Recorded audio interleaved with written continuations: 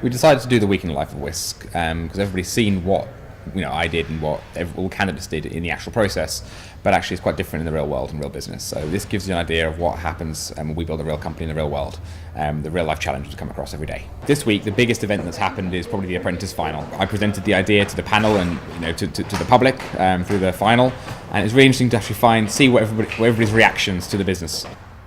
After the You've Been Hired panel, there's always a party where Lord Sugar and Nick and Karen and all the panel come along, and all the candidates, all 16 candidates, come and celebrate at the end of the series.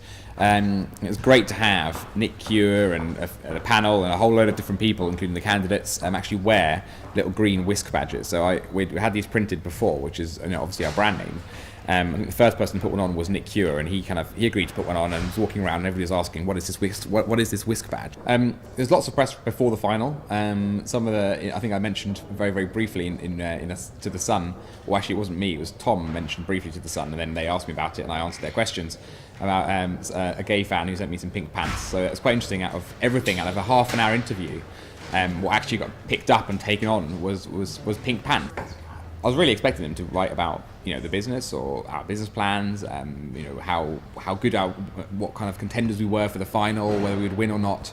But they don't. It's funny because every single media outlet has sort of a different angle on what they're actually interested in. The day after the final, we filmed a whisking video, which was basically a video where most of the candidates came back and filmed themselves whisking double cream as fast as they could in a competition of who can whisk double cream the fastest out of everybody else. That was really good for a guy. A lot of them.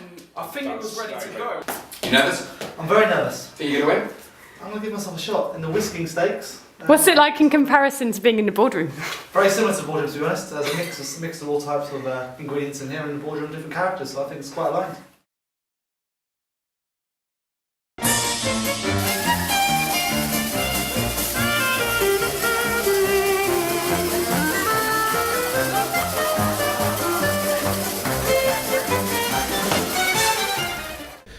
Ends up actually it's all about technique rather than actually being able to the physical strength. So it's quite interesting to see that people who won not necessarily the ones you may expect them to win. I really enjoyed the whisking, thought it was great fun, yeah, it brought back memories of Pancake Day as a kid. We chose to do kind of the whisking video in the name Whisk because we're all about saving time in cooking and doing it very, very quickly, and obviously it's all to do with food. I think it is a good idea, and I think you can tell that from what the panel said as well. I think it is very much a sort of young mums, sitting at home with their kids, maybe watching like the celebrity chef programmes that are going to click onto it, which is probably why Lord Sugar didn't get it, basically. Since the whisking video, we've come back to Birmingham, and it's been a bit crazy because there's loads of press attention. People want to have photo shoots, they want to do interviews in newspapers or in radios. Been at Free Radio, been at Birmingham Mail and Birmingham Post this morning. This afternoon has got Insider Magazine, then BBC. Checking your hair, Nick. Yeah. Maybe instead of having your arm kind of like that, maybe just kind of bend it in a little bit for me. That's a bit too much. That's it. So it's just kind of really casual, chilled out.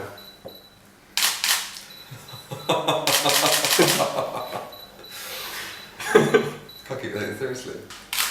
If you can try and sit up a little bit more for me, that's it.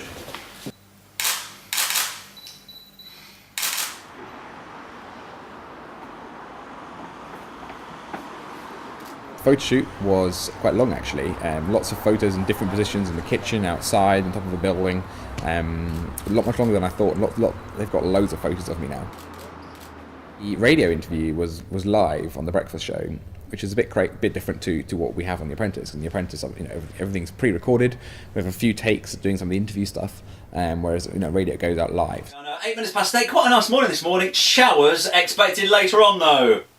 Over the weekend, we had all sorts of finals over the weekend, including the final of The Apprentice, which I watched I watched the whole series a little more carefully. When there's somebody from Birmingham in it, you kind of you want to get behind them, you're rooting for them. When you got through to the final, I thought, yes, this is it, this is the moment.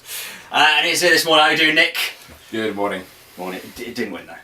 No, sorry, Birmingham. Right. I did try. Well, thanks for coming in anyway. That's the main thing. Just in case you're not quite sure which one Nick is, you've been described as a cross between Harry Styles and Boris Johnson.